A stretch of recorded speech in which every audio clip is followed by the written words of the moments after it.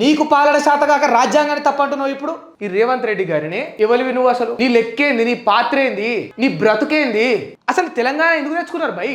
ఈ బిడ్డలకు ఇల్లు కావాలనే కదా తెచ్చుకున్నది. తెలంగాణ తెచ్చుకున్నదే మన భూములు మనకు కావాలి, మన నీళ్లు మనకు కావాలి, మన నిధులు మనకు కావాలనే కదా. వాళ్ళు అమాయకంగా కొనుక్కున్నారు, దాంట్లో కట్టుకున్నారు. ఒకవేళ అనుమతులు లేవనుకోండి, రెగ్యులరైజ్ చేయడానికి రూల్స్ అండ్ నీ కళ్ళే ఏమైనా దొబ్బినాయా? ఏమైనా కాకులు ఎత్తుకోపోయినాయా?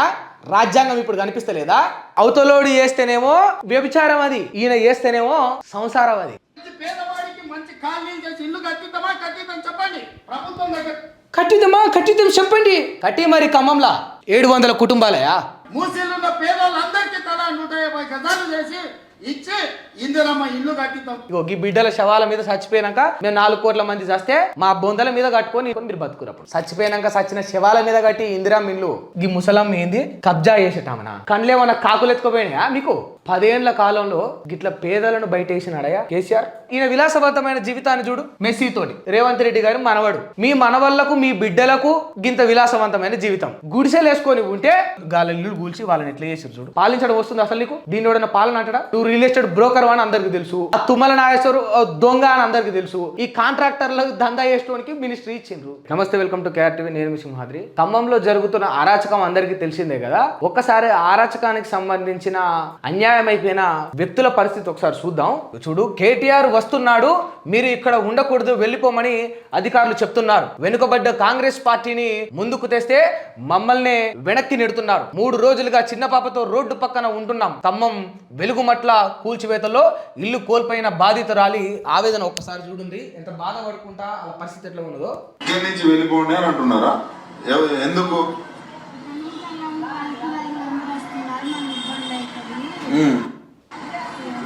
ఎవరు వస్తున్నారని పొమ్మంటారు? చూడు ఒకసారి పసిపాపం చూడు. ఆ పసిగొడ్డును ఊపుకుంటేనే మాట్లాడుతూ ఉన్నది. ఆయన వస్తే ఇళ్ళకేంచి కాకైతుందట. ఎప్పటి నుంచి ఉంటున్నాం ఇక్కడ? ఈ చిన్న పాపనే ఇక చూడు, 3 రోజుల నుంచి వెళ్ళి ఇల్లులు గూలగొట్టినందుకు పసి బిడ్డను వేసుకొని ఇప్పుడు వీళ్ళందరూ ఏడుంటారు అనుకుంటున్నాం? రోడ్డు మీద ఉట్టిగా ఆ ఉయ్యాలకున్న దోమతెర కట్టేసి ఆ బిడ్డను ఊపుకుంటా ఆ తల్లి బాధ చూడు. పసి బిడ్డ గీదా. ఈయన భాగవతం చూద్దాం. అవి ఈయనేమో ముఖ్యమంత్రిని ఎట్లా చేసిర్రు, ఎందుకు చేసిర్రు, మరి ఇల్లు అసలు కథ చూడు. రాష్ట్రంలో ముఖ్యమంత్రి గారి జల్సాలు ఎట్లుంటాయి, ఆయన కథ ఎట్లుంటుంది అన్నది.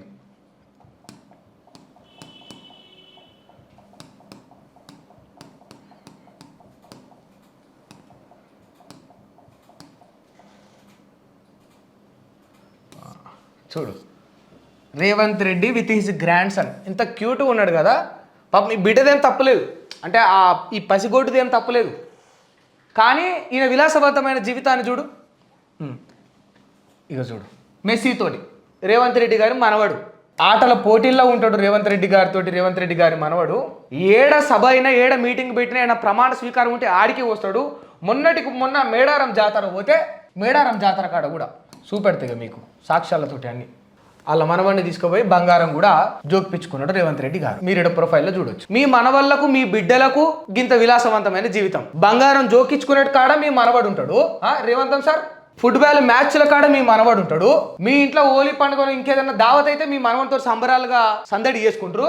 ఇగో మా బిడ్డలు, మా ఆడబిడ్డలు, మా దళిత బిడ్డలు, అణగారిన వర్గాలేమో కూటికి గతి లేక గుడిసెలు వేసుకొని ఉంటే గాలి ఇల్లు కూల్చి వాళ్ళని ఎట్లా చేసారు చూడు. ఈ పసిగొడ్డును వేసుకొని ఆ తల్లి ఆవేదన చూడు. నేను ఒకటే మాట అడుగుతున్నా ఈ రేవంత్ రెడ్డి గారిని, ఎవరివి నువ్వు? అసలు నువ్వేంది? నీ లెక్కేంది? నీ పాత్ర ఏంది?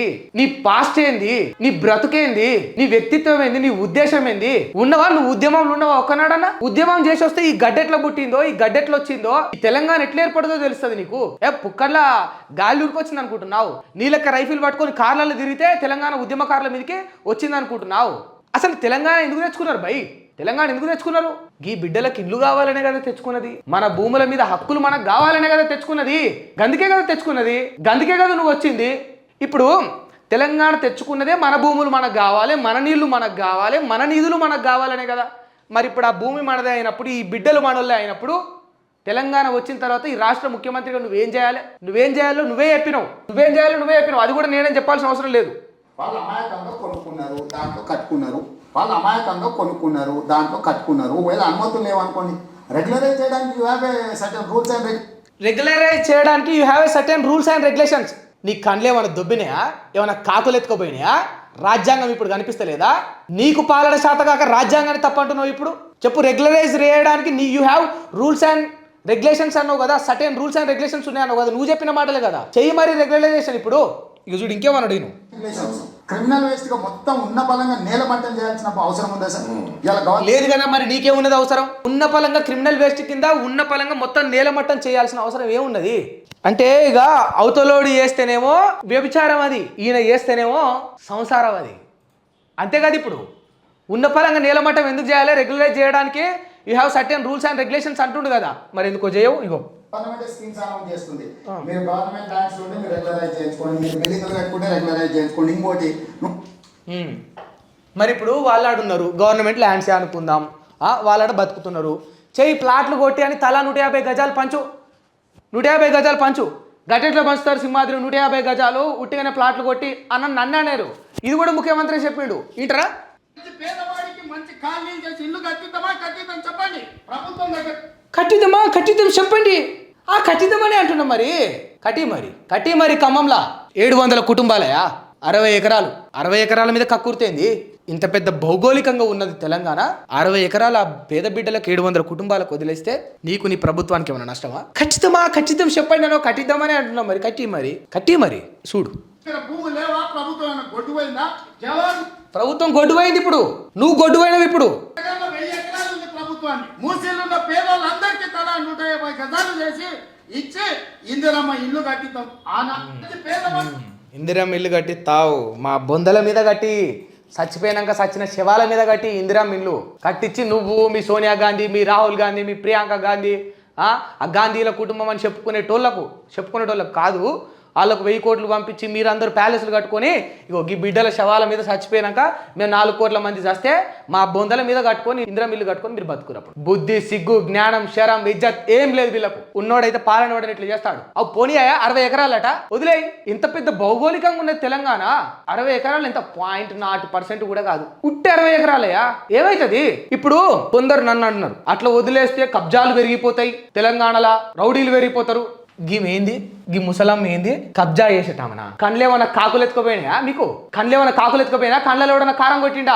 నిజంగా రౌడీలు, గూండాలు, దుర్మార్గులు ఎవడన్నా కబ్జా పెడితే వాళ్ళ బట్టలు ఉడదీసి చట్టం ముంగట నిలబెట్టరు. ఈ పేదోళ్ళ మీద ఏంది? అసలు ప్రభుత్వం వచ్చిందే పేదలకు ఇల్లు కదా. వీళ్ళు పేదోళ్ళని నువ్వే గుర్తించి కనీసం చెవుల కమ్మలు లేవయ్యా పాపం, కొన్న కమ్మలు కూడా పెట్టుకోలేని పరిస్థితి. పసి బిడ్డను పట్టుకొని ఉయ్యాలలు ఊపుకుంటే 3 రోజుల నుంచి బయటనే ఉంటుందట ఈ అక్క.